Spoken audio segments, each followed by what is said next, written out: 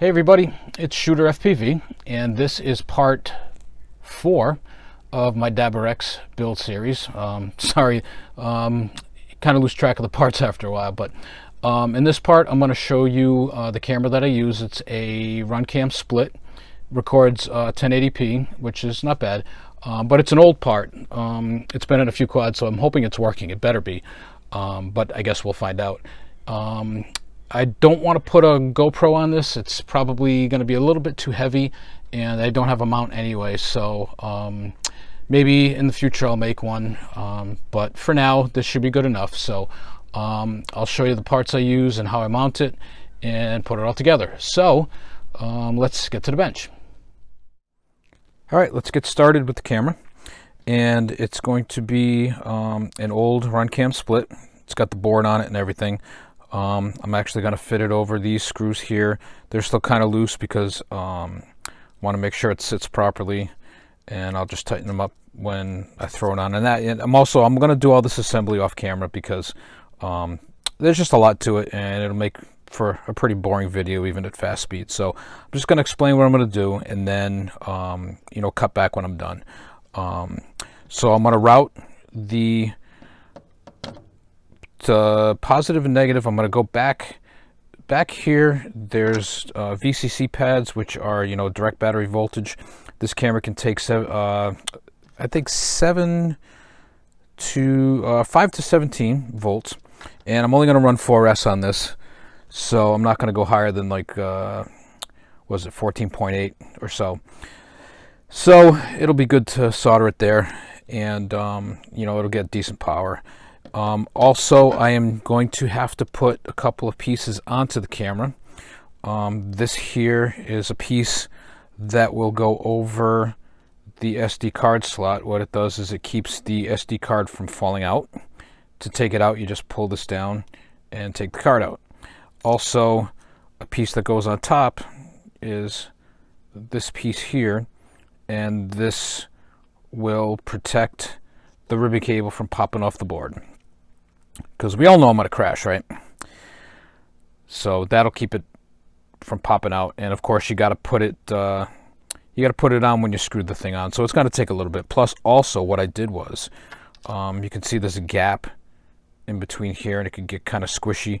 So I actually, and it's still in the bag, and I'll take them out after. I actually 3D printed some spacers that will go in here, and then I also 3D printed some spacers to go between the receiver mount and the top of,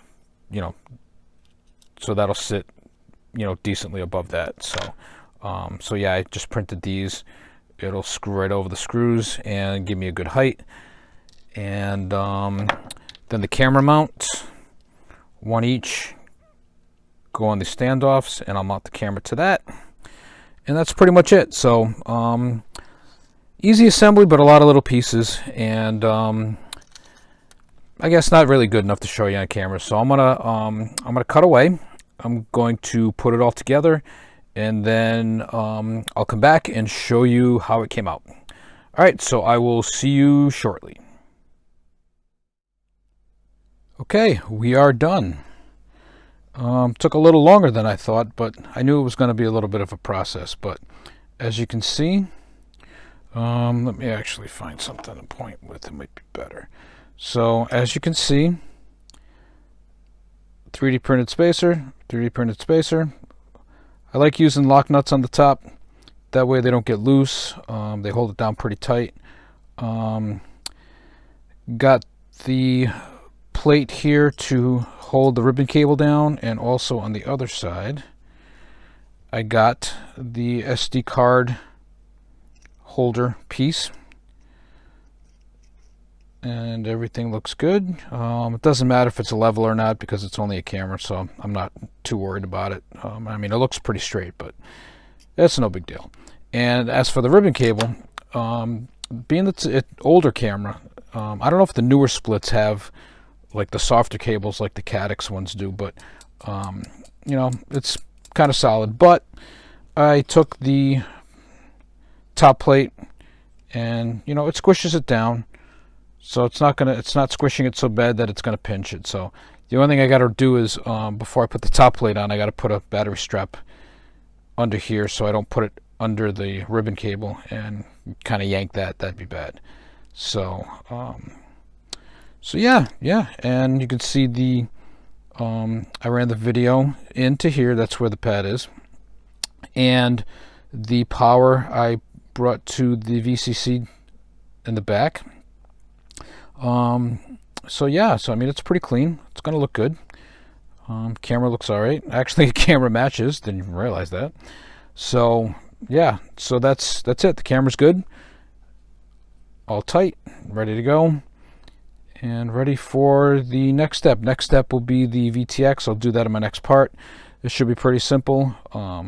Wiring, I believe, is right here for that, if I'm not mistaken. So yeah, so that'll be the next part. I'll get that going, and I think that might be the last piece, and we'll be ready to throw this into Betaflight and hopefully get it up in the air. So until then, rip some packs, don't crash, and we will see you next time.